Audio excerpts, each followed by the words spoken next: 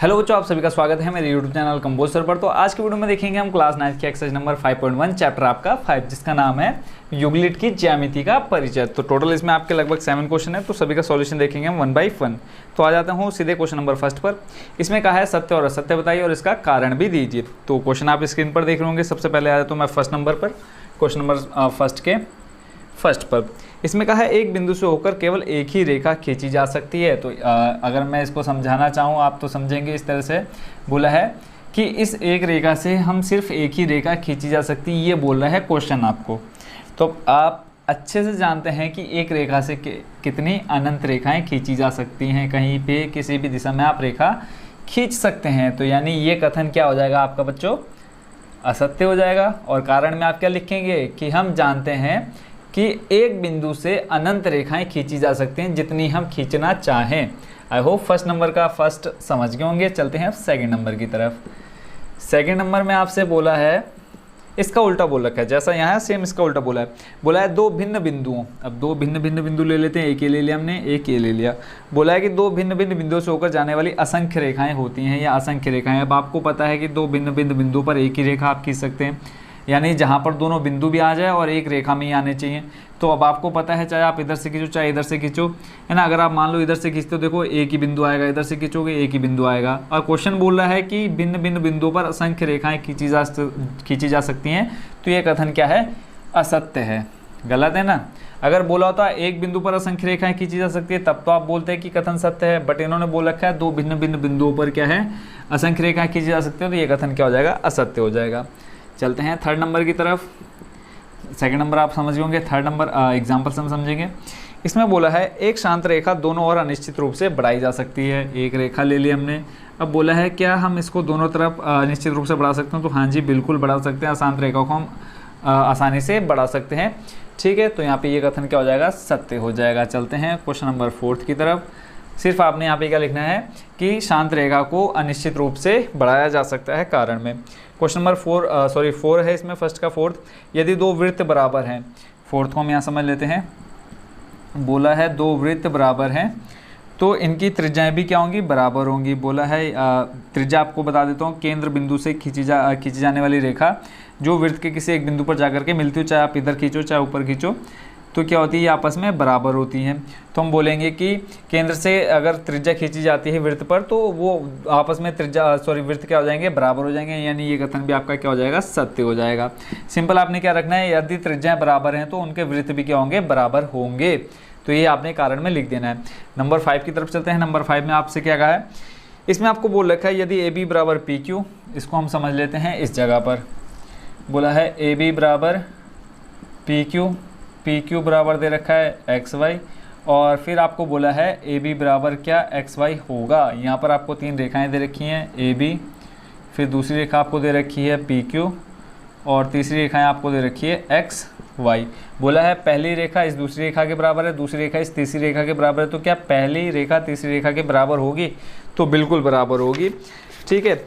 तो यहाँ पे हम लिख देंगे ये कथन क्या है, सत्य है। क्योंकि हम जानते हैं कि पहली रेखा अगर दूसरी रेखा और दूसरी रेखा अगर तीसरी रेखा के बराबर है तो पहली व तीसरी रेखा आपस में क्या हो जाएंगी, बराबर हो जाएंगी। तो इसी के साथ आपका क्वेश्चन नंबर हो चुका है कंप्लीट। अब चलते हैं नेक्स्ट क्वेश्चन की तरफ। क्वेश्चन नंबर सेकंड बच्चों पढ़ देता हूँ। इसमें क्या कहा है निम्नलिखित पदों में से प्रत्येक की परिभाषा दीजिए। क्या इनके लिए कुछ ऐसे पद हैं जिन्हें परिभाषित करने की आवश्यकता है, वे क्या हैं और आप इन्हें कैसे परिभाषित कर पाएंगे। तो टोटल यहाँ पे आपको 5 बोल सकते हैं कि शब्द दे रखे हैं जिनको आपने क्या करना है, परिभाषित करना है। ऑलरेडी मैं इनको लिख चुका हूँ, इनकी डेफिनेशन जो बनती है वो लिख चुका हूँ। बस यहाँ पे मैं आपको समझाऊंगा कि डेफिनेशन कैसे बनी या क्या होती हैं ये चीज़ें जो आपको दे रखी हैं। तो चलते हैं सबसे फर्स्ट नंबर पर, समानांतर रेखाएं। तो इसकी जो डेफिनेशन बनती है वो कहा है दो सीधी रेखाएं जिनमें कोई भी उभयनिष्ठ बिंदु ना हो। तो जैसे हमने डेफिनेशन पढ़ी वैसे अगर हम बनाएं तो दो सीधी रेखाएं हमने बनानी है। चाहे आप ऐसे बना लो, चाहे आप खड़े में चाहे पड़े में बना लो, कोई फ़र्क नहीं पड़ता। ये मैंने एक रेखा खींच दी, ठीक है, और इधर से मैंने एक ये रेखा खींच दी, ठीक है। दो सीधी रेखाएं हैं जिनमें कोई भी बिंदु उभयनिष्ठ बिंदु ना हो। देखो अब यहाँ पर कोई भी उभयनिष्ठ बिंदु नहीं है। कहने का मतलब यह है कि अगर मैं एक खींचूँ और दूसरी रेखा यहाँ से ये जा रहा है तो ये इस जगह पर क्या है, ये इन दोनों का उभयनिष्ठ बिंदु निकल करके आ रहा है। तो ये देखो बोला है समानांतर रेखाएं। समानांतर आप रेल की पटरी देखी होंगी कि एक दूसरे के बिल्कुल क्या चलती है, आमने सामने रहती है, बट कभी वो कहीं पर मिलती नहीं है। यानी एक ऐसी रेखा जिस पर कोई भी समानांतर बिंदु उभयनिष्ठ बिंदु ना हो तो वो हमारी क्या कहलाती है, समानांतर रेखाएं कहलाती हैं। अगर उभयनिष्ठ बिंदु आ जाता है तो वो हमारी प्रतिच्छेदी रेखाएं कहलाती हैं। जैसा कि आप ये सेकंड वाला डायग्राम देख होंगे कि यहाँ पर एक उभयनिष्ठ बिंदु इसका मिला है, तो ये प्रतिच्छेदी रेखाएं हो जाएगी। ठीक है, तो फर्स्ट नंबर क्लियर हो गया होगा। तो देखते हैं अब सेकेंड वाला नंबर। सेकेंड नंबर में जो आपको दे रखा है वो क्या है, लंब रेखाएं। अब लंब रेखाएं देखते क्या कहा है, दो रेखाओं में से यदि एक रेखा दूसरी पर 90 डिग्री का कोण बनाती है। समानांतर रेखा समझ में आ गई आपको कैसे होती है। तो दूसरा वाला देख लेते हैं, लंब रेखाएं आपकी इस तरह से होगी। क्या बोला है, दो रेखाओं में से यदि एक रेखा आपकी, पहली रेखा ये जो ऊपर जा रही है, दूसरी रेखा जो आपकी इस तरह से नीचे की तरफ जा रही है, में से यदि एक रेखा दूसरी पर 90 डिग्री का कोण बनाती है। अब आपको पता है कि 90 डिग्री का कोण ही होता है, ठीक है, यहाँ जो बनता है आपका 90 डिग्री एंगल बनता है। तो एक रेखा क्या है 90 डिग्री का कोण बनाएगी, तो आप यहाँ देखेंगे कि ये कितने डिग्री का एंगल बना रही है, 90 डिग्री का यहाँ पर एंगल बन रहा है। ठीक है, तो यही हमारी क्या कहलाएगी, लंब रेखा कहलाएगी। एक बार फिर से देख लेते हैं, दो रेखाओं में से यदि एक रेखा दूसरी पर 90 डिग्री का कोण बनाती है तो वो हमारी क्या कहलाती है, लंब रेखाएं कहलाती हैं। कंप्लीट हो गया। थर्ड नंबर देखते हैं, रेखाखंड। बहुत इजी है, बट इसकी डेफिनेशन लिखने के लिए आपसे कोई पूछेगा या बोलेगा क्या होता है रेखाखंड, तो आप नहीं बता पाएंगे। बट इसकी डेफिनेशन जो बनती है वो है, वह सीधी रेखा जिसके दोनों सिरे बिंदु होते हैं। एक समय सीधी रेखा लेनी है और जिस पर हमें दो बिंदु दिखा देने हैं, जिसके दोनों सिरे क्या होंगे, बिंदु होंगे, तो वो हमारी क्या कहलाएगी, रेखाखंड कहलाएगी, यानी रेखा का भाग। फोर्थ नंबर है वो है वृत्त की त्रिज्या। वृत्त की त्रिज्या क्या होती है, वृत्त के केंद्र से वृत्त तक खींचा गया रेखाखंड। एग्जाम्पल के लिए अगर हम लें तो एक ये मैंने वृत्त खींचा और वृत्त का केंद्र आपका यहाँ रहता है। अब किसी भी कहीं से भी आप खींच दो वृत्त के केंद्र से, किसी भी दिशा में, चाहे इधर इधर इधर ऊपर नीचे दाएं बाएं कहीं पे भी खींच दो, वो आपका क्या कहलाएगा, त्रिज्या कहलाएगी। जैसा कहा है वृत्त के केंद्र से, देखो वृत्त के केंद्र से वृत्त तक खींचा गया, ये आपका वृत्त है। अब वृत्त के केंद्र से वृत्त तक खींचा हमने क्या, एक रेखाखंड, तो वो हमारा क्या बन गया, वृत्त की त्रिज्या बन गया। लास्ट वाला देखते हैं, इसमें कहा है वर्ग। एक ऐसा चतुर्भुज जिसकी सभी भुजाएं बराबर हो और सभी कोण क्या हो, समकोण हो। तो यहाँ पे समकोण थोड़ा सा हो गया गायब, इसको पहले लेकर के आते हैं वापस। ठीक है, एक ऐसा चतुर्भुज, पहले तो हमें क्या ले लेना है, एक चतुर्भुज लेना है, और चतुर्भुज ऐसा लेना है जिसकी क्या हो, सभी भुजाएं बराबर हो। तो आप यहाँ देखेंगे लगभग चारों भुजाएं बराबर है। स्केल से नहीं नापा है, बट फिर भी देखने में आपको क्या लग रहा होगा, चारों भुजाएं बराबर दिख रही होंगी। और बोला है प्रत्येक जो भुजा होगी वहाँ पर क्या होगा, 90 डिग्री का एंगल बनेगा। ये वाली भुजा थोड़ी सी क्या हो रही है, छोटी बड़ी हो रही है, तो इसको हम सेट कर लेते हैं। ठीक है, अब यहाँ देखेंगे आप प्रत्येक कोण क्या है, 90 डिग्री है। तो यही आपका किसकी डेफिनेशन हो जाएगी, वर्ग की। कहा है एक ऐसा चतुर्भुज जिसकी सभी भुजाएं बराबर हो और सभी कोण समकोण। तो देखेंगे सभी कोण क्या हैं, आपके समकोण है। तो इस तरह से आपका क्वेश्चन नंबर 2 भी हो चुका है कंप्लीट। अब चलते हैं नेक्स्ट क्वेश्चन की तरफ। क्वेश्चन नंबर 3 में बच्चों का है, इसमें लिखा है नीचे दी हुई दो अभिधारणाओं पर विचार कीजिए। ये आपको स्क्रीन पर भी दिख रही होंगी। इसमें लिखा है दो भिन्न बिंदुओं ए और बी दिए रहने पर एक तीसरा बिंदु सी ऐसा विद्यमान है और जो ए और बी के बीच स्थित होता है। फिर सेकंड नंबर में आपको दे रखा है यहाँ कम से कम ऐसे 3 बिंदु विद्यमान है कि वे एक रेखा पर स्थित नहीं है। क्या इन अभिधारणाओं में कोई अपरिभाषित शब्द है? क्या ये अभिधारणाएं अविरोधी हैं? क्या ये यूक्लिड की अभिधारणाओं से प्राप्त होती हैं? स्पष्ट कीजिए। तो सबसे पहले हम ये देख लेते हैं कि इनमें कोई अपरिभाषित शब्द है या नहीं है। तो हम यहाँ पे देखेंगे, ऑलरेडी मैंने यहाँ पे लिख दिया कि ऐसे अनेक अपरिभाषित शब्द हैं जिनकी जानकारी छात्र को होनी चाहिए। अभी आप आगे समझ जाएंगे कि कैसे कौन कौन से शब्द हैं जो अपरिभाषित हैं, ठीक है, जिनकी जानकारी आप लोगों को होनी चाहिए। ये संगत होते हैं क्योंकि इनमें 2 अलग अलग स्थितियों का अध्ययन किया जाता है। अब जैसे इसमें फर्स्ट नंबर दे रखा है, ठीक है, तो जैसे इसमें एक चीज़ आपसे पूछिए कि क्या इसमें अपरिभाषित शब्द है, तो उसके लिए आपने लिख दिया कि ऐसे अनेक अपरिभाषित शब्द हैं। तो इसमें फर्स्ट नंबर जो आपको दे रखा है वो कहा है कि 2 भिन्न बिंदुओं ए और बी दिए रहने पर एक तीसरा बिंदु सी विद्यमान है। तो इसके लिए हमने ले लिया कि यहाँ मान लिया, माना कोई रेखाखंड, माना कोई रेखा ए बी है जिस पर बिंदु सी विद्यमान है। ठीक है, तो ये देखो हमने यहाँ पे पढ़ा ना, 2 अलग अलग स्थितियों का अध्ययन किया जाता। तो एक तो ये हो गया कि हमने ए और बी पढ़ लिया, जिसके बीच में हमने क्या दिखा दिया, एक मध्य बिंदु दिखा दिया सी।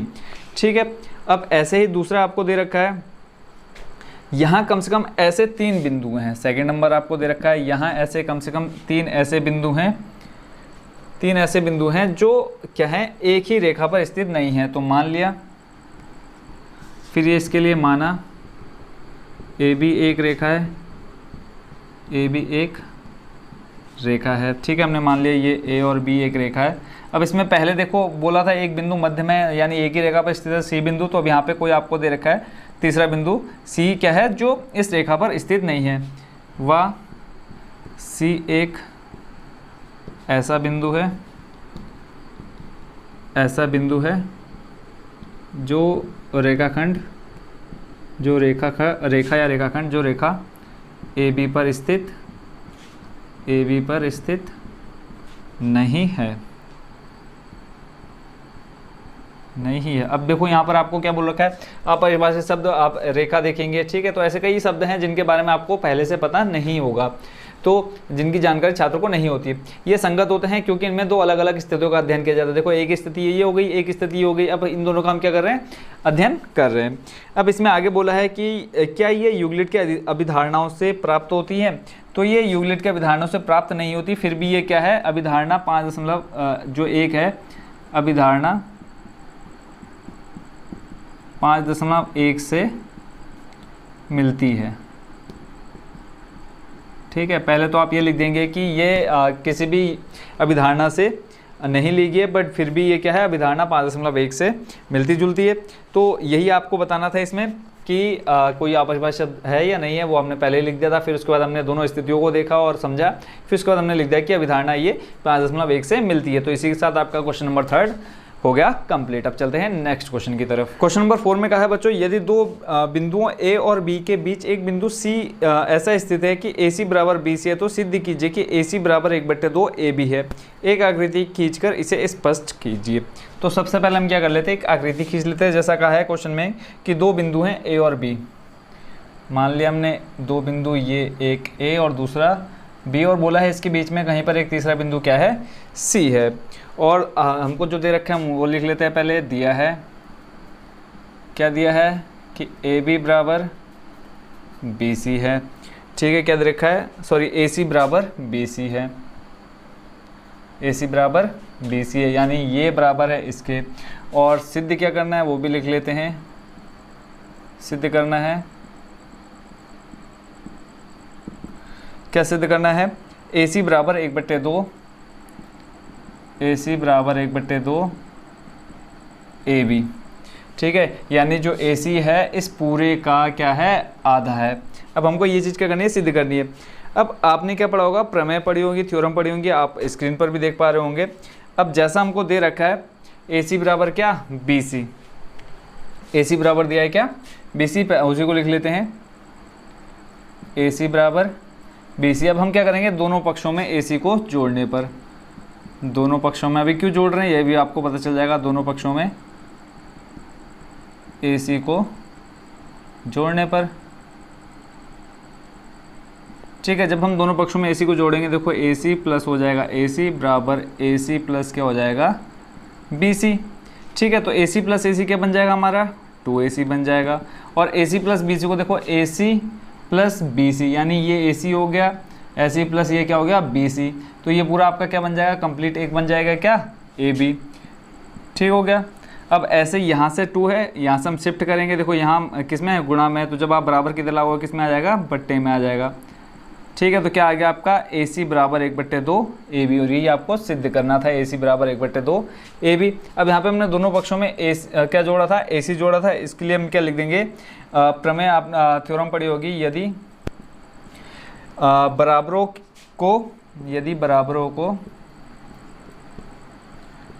को किस में जोड़ा जाए, बराबरों में जोड़ा जाए, बराबरों में जोड़ा जाए, जोड़ा जाए तो पूर्ण भी क्या होंगे, बराबर होंगे, तो पूर्ण भी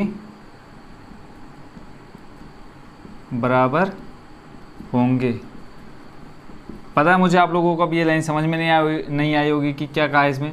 बोला है यदि बराबरों को, अब देखो ये बराबर है, AC बराबर है किसके, BC के, तो यदि बराबरों को बराबर में जोड़ दें, जैसे AC बराबर है किसके, BC के, तो हमने AC और AC क्या कर दिया, जोड़ दिया, तो पूर्ण भी जो इसका रिजल्ट आएगा, पूर्ण क्या आएगा, वो भी क्या हो जाएगा, आपस में बराबर हो जाएगा। तो इसी के साथ आपका क्वेश्चन नंबर 4 हो चुका है कंप्लीट। अब चलते हैं नेक्स्ट क्वेश्चन की तरफ। क्वेश्चन नंबर 5 में कहा है प्रश्न 4 में सी रेखाखंड ए बी का एक मध्य बिंदु कहलाता है। हमने वहाँ सिद्ध कर दिया था कि सी और दे भी रखा था कि सी रेखाखंड ए बी का मध्य बिंदु था। अब इसमें बोला है सिद्ध कीजिए कि एक रेखाखंड का एक और केवल एक ही मध्य बिंदु होता है। यानी इनका कहने का मतलब ये है कि कोई एक रेखाखंड है, मान लिया हमने ए बी है, और बोला है आपको ये सिद्ध करना है कि इस रेखा का केवल एक या इस रेखा का या किसी भी रेखा का केवल एक ही एक क्या होता है, मध्य बिंदु होता है, एक से ज़्यादा नहीं होता। अब हमको क्या करना है, सिद्ध करना है। अब हमको अच्छे से पता है कि एक ही मध्य बिंदु होता है, चाहे वो कोई भी रेखा हो, बट अब सिद्ध करना है तो कैसे करेंगे। अब मान लेते हैं पहले और सी कब मध्य बिंदु होगा, जब ए सी बराबर क्या हो, बी सी हो। तो हम जानते हैं, लिखेंगे हम जानते हैं सी या बिंदु सी रेखाखंड ए बी का मध्य बिंदु तभी होगा कब, जब क्या होंगे, ए सी बराबर होगा क्या, बी सी। ठीक है, यानी ए सी प्लस बी सी होगा किसके बराबर, ए बी। ठीक है, यानी ए सी प्लस बी सी को जोड़ने पर क्या आ जाना चाहिए, ए बी आ जाना चाहिए। अब मान लेते हैं कि इस रेखाखंड पर माना ए बी रेखाखंड पर अन्य बिंदु डी है। ठीक है, जब बोला है कि मध्य बिंदु एक ही होना चाहिए। अब जब हमने मान लिया कि कोई रेखाखंड पर एक अन्य बिंदु डी है, तब जैसे ही सी रेखाखंड था वैसे ही ये हो जाएगा क्या, आपका ए डी बराबर क्या होना चाहिए, बी डी होना चाहिए, और ये भी बराबर होना चाहिए किसके, आपके ए बी के। ठीक है, यानी हम सी की जगह पर कोई और बिंदु ले रहे हैं, यहाँ पर ए और यहाँ पर डी और यहाँ पर बी। ठीक है, तो तब A D plus B D बराबर क्या हो जाएगा, ए बी हो जाएगा। ठीक है, परंतु ठीक है, ये तभी संभव है जब क्या होगा, हमने यहाँ पे देखा ए सी प्लस बी सी बराबर ए बी, ऐसी A D plus B D बराबर लिखा हमने ए बी, यानी ये दोनों भी आपस में क्या होंगे, एक दूसरे के बराबर होने चाहिए। तो ए सी प्लस बी सी बराबर होगा A D plus B D के। यानी ये कब संभव होगा, यानी हम बोल सकते हैं कि ए बी रेखाखंड पर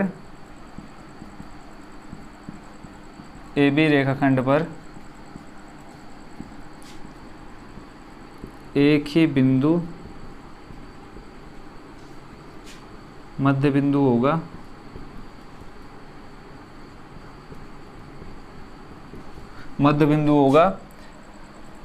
कब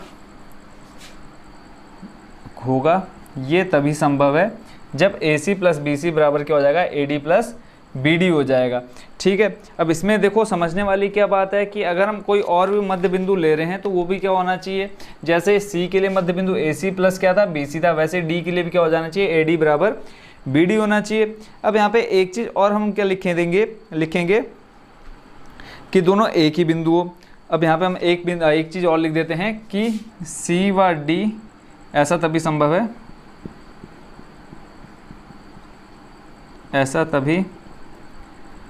है जब कौन सा, सी व डी क्या हो, एक ही बिंदु, सी व डी एक ही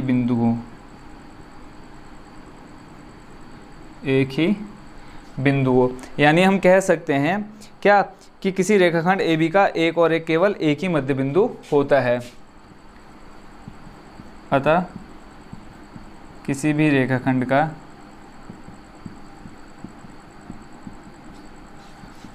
का केवल एक ही मध्य बिंदु होता है। ये एग्ज़ाम में आपके आएगा नहीं बच्चों, ये आपके सिलेबस में भी नहीं है, फिर भी हमने इसको देखा। अब इसको एक बार और समझ लेते हैं, क्योंकि क्वेश्चन में कहा है कि बताइए कि सी, जैसे सी इस रेखाखंड का क्या है, मध्य बिंदु है। वैसे बताइए कि अगर इसके बीच में हम एक बिंदु और दे दें तो भी क्या इस रेखाखंड का मध्य बिंदु होगा, यानी एक से ज़्यादा मध्य बिंदु हो सकते हैं। तो इसको हमने समझने के लिए क्या किया कि मान लिया हमने बिंदु सी रेखाखंड ए बी का मध्य बिंदु होता है कब, जब ए सी प्लस बी सी बराबर क्या हो, ए बी, यानी ए सी प्लस बी सी बराबर क्या हो, इस पूरे ए बी के बराबर हो, तभी क्या हो जाएगा, सी मध्य बिंदु हो जाएगा। तब हमने क्या मान लिया कि इसी रेखाखंड पर एक अन्य बिंदु डी, हमने डी ले लिया। तब जैसे सी था वैसे क्या है, A D plus B D भी बराबर किसके होना चाहिए, ए बी के बराबर होना चाहिए। और परंतु ये, और एक यहाँ पे एक चीज़ और देख लेते हैं, ए बी रेखाखंड पर एक ही बिंदु मध्य बिंदु होगा कब, जब ए सी प्लस बी सी बराबर क्या हो, ए डी बराबर बी डी हो, यानी ये दोनों इसके बराबर है, ये दोनों इसके बराबर है। तो ये भी आपस में एक दूसरे के क्या होंगे, बराबर होंगे। तो ऐसा तभी संभव होगा जब सी और डी क्या हो, एक ही बिंदु हो, यानी ये दोनों बराबर तभी होंगे जब सी और डी क्या हो, एक ही बिंदु हो जाए। अतः किसी भी रेखाखंड का केवल एक ही मध्य बिंदु होता है। इसी के साथ आपका क्वेश्चन नंबर 5 भी हो चुका है कंप्लीट। अब चलते हैं नेक्स्ट क्वेश्चन की तरफ। क्वेश्चन नंबर 6 बच्चों आप बोर्ड पर पढ़ रहे होंगे। इसमें कहा है आकृति में यदि ए सी बराबर बी डी है। क्वेश्चन में जैसे यहाँ आपको आकृति दे रखी बोला है ए सी बराबर क्या है, बी डी, यानी यहाँ से लेकर के आपका यहाँ तक और यहाँ से लेकर के यहाँ तक क्या है, आपस में बराबर है। तो सिद्ध कीजिए कि ए बी बराबर क्या हो, सी डी, यानी ये वाला हिस्सा जो आपका ये है, ये बराबर है किसके, ए बी बराबर हो जाएगा इस सी डी के। ठीक हो गया। अब देखते हैं इसका सॉल्यूशन कैसे बराबर हो जाएगा। तो सबसे पहले जो हमको दिया है वो लिख लेते हैं, या सिद्ध करना है वो लिख लेते हैं। सिद्ध करना है आपको ए बी बराबर सी डी दिया है, क्या दे रखा है, ए सी बराबर बी डी दे रखा है। अब इसमें हम एक क्या लगाते हैं, अभिग्रह लगाते हैं या प्रमेय लगाते हैं। अब स्क्रीन पर भी आप देख रहे होंगे। और क्या करना है, यहाँ पे हमें बी सी घटा देना है। यहाँ पे हम लिखेंगे दोनों पक्षों में, एक क्वेश्चन हमने पहले भी ऐसा किया था, दोनों पक्षों में देखो ये आपका क्या है, बीच में बी सी है, तो दोनों पक्षों में बी सी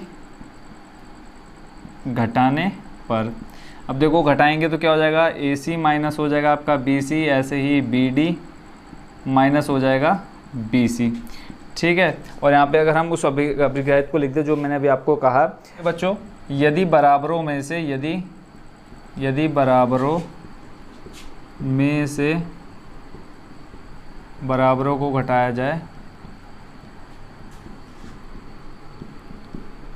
जाए तो पूर्ण भी बराबर होंगे, तो पूर्ण भी बराबर होंगे।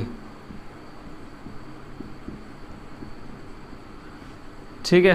देखो यदि जैसे हमको स्टार्टिंग में दे रखा था ए सी बराबर बी डी, तो हम क्या कर रहे हैं यहाँ पे बी सी को माइनस कर दे रहे हैं। ठीक है, बराबर में से बराबर को घटा दे। देखो ये दोनों एक दूसरे के बराबर, ये भी एक दूसरे के बराबर है, तो यहाँ हम क्या कर दे रहे हैं, बराबर में से बराबर को घटा दे रहे हैं। तो जो इनका पूर्ण आएगा वो भी क्या आ जाएगा, आपस में बराबर आ जाएगा। देखो अब ए सी माइनस बी सी, ए सी आपका यहाँ से यहाँ तक। अब इस ए सी में से मुझे क्या करना है, इस बी सी को अगर मैं माइनस कर दूँ, ठीक है, इस पूरे में से अगर मैं आधा माइनस कर दूँ तो आपके पास क्या बचेगा, ए बी बचेगा। समझ गए होंगे डायग्राम से। बराबर ऐसे ही B D minus B C, B से लेकर के डी तक, यानी यहाँ में से इतने में से अगर मैं इतना बी सी माइनस कर दूँ, इतना हिस्सा निकाल दूँ, तो आपके पास क्या बचेगा, सी डी बचेगा। तो यहाँ पे आप लिख देंगे कि ए बी बराबर सी डी। ठीक है, यही हमको क्या करना था, सिद्ध करना था। आई होप इस क्वेश्चन को भी आप अच्छे से समझ गए होंगे। अब चलते हैं नेक्स्ट क्वेश्चन की तरफ। इस एक्सरसाइज का लास्ट क्वेश्चन यानी क्वेश्चन नंबर 7 बहुत ही ज़्यादा इजी है। इसमें सिर्फ आपको बताना है कि क्यों है। क्वेश्चन है आपका, यूक्लिड की अभिग्रहितों की सूची में दिया हुआ अभिग्रहित 5 एक सर्वव्यापी सत्य क्यों माना जाता है। ध्यान दीजिए कि यह प्रश्न 5वीं अभिधारणा से संबंधित नहीं है। जो 5वीं अभिधारणा है वो मैंने यहाँ पे ऑलरेडी लिख दी है। क्या है 5वीं अभिग्रहित जो है, इसमें क्या है, पूर्ण अपने भाग से बड़ा नहीं होता है। पूर्ण अपने भाग से क्या होता है, बड़ा होता है हमेशा। तो अगर मैं एग्जांपल बोलूँ तो 5, अगर इसका मैं हिस्सा बोल दूँ कि 5 का एक दूसरा, यानी 1/2 या 1/3 या 1/4, ठीक है, यानी पूर्ण है। इसका जो ये भाग है, यानी जो इसके भाग हैं वो इससे बड़े नहीं होते। ये आपको बताना है कि क्यों होता है। तो ये हम लिखेंगे, ये क्या है, सार्वभौमिक सत्य है। यह है सार्वभौमिक, यानी जो पूर्ण है अपने भाग से हमेशा क्या होता है, बड़ा होता है। यहाँ पे हम लिख देंगे पूर्ण अपने भाग से बड़ा होता है, यह सार्वभौमिक सत्य है। सार्वभौमिक सत्य है। अगर हम इसके एग्जाम्पल की बात करें, उदाहरण की बात करें, तो उदाहरण के लिए हम दे सकते हैं कि पिता अपने, ये इसी का ही तो भाग है, पिता जो पुत्र है कहाँ से आया, पिता से है, यानी उसका ही भाग है। तो पिता अपने पुत्र से हमेशा बड़ा होता है। ठीक है, इसको समझने के लिए, सविग्रहित को समझने के लिए है इतना ही काफ़ी है। ठीक है, इसमें अगर आप थोड़ा सा और जोड़ना चाहे तो आप लिख सकते हैं क्या इसमें, कि वह अस्तित्व में पूर्ण से आया होगा, तब इसके लिए प्रमाण देने की आवश्यकता ही नहीं है कि पूर्ण अपने भाग से बड़ा होता है। अब इसका प्रमाण देने के लिए आप मोस्टली क्या बोलेंगे कि ये जो आपको एग्जाम्पल दे रखा है वही आप यहाँ पर क्या बोल देंगे, बता देंगे कि पिता अपने पुत्र से हमेशा बड़ा होता है। ये क्या है, सार्वभौमिक सत्य है। यह एक सार्वभौमिक सत्य है। ठीक है, आई होप इस क्वेश्चन का आंसर भी आप अच्छे समझ गए होंगे, और इसी के साथ आपकी एक्सरसाइज 5.1 भी हो चुकी है कंप्लीट। ठीक है, तो मिलते हैं नेक्स्ट वीडियो में नई एक्सरसाइज के साथ। Thank you so much watching for this video.